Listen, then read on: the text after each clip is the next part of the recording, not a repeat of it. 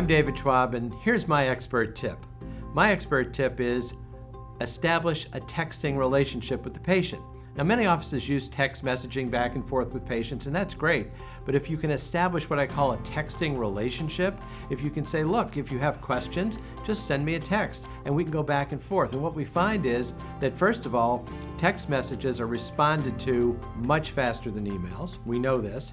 And they're actually opened with greater frequency than emails. People are used to texting. They have their phone with them all the time. So if that person in the office who's established a rapport with the patient can get into a texting relationship, when you have any questions, just send me a text. That back and forth keeps the conversation going, keeps everything moving forward.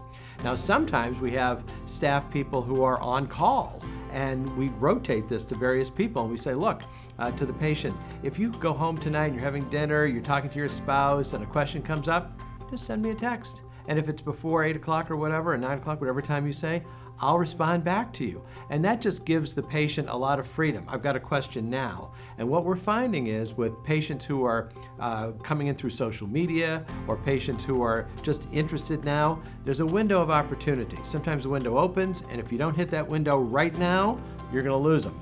They're going to say, well, I didn't get my question answered, and then the next day it's not so important. The day after that, they go to somebody else. So what we want to do is just sort of engage them and have that texting relationship. We've already got the technology. It doesn't cost anything to send text messages or receive text messages. And if we can do that and get that relationship going, we can keep the dialogue going, and then we can follow it up with a phone call later. And then bingo, we can get them back into the office for a more detailed exam if that's the next step. And once we do that, they are starting to feel more comfortable. And why do we do all this? How do we accomplish this? Because we just use the text messaging technology. So that's my expert tip. Establish that texting relationship with your patient.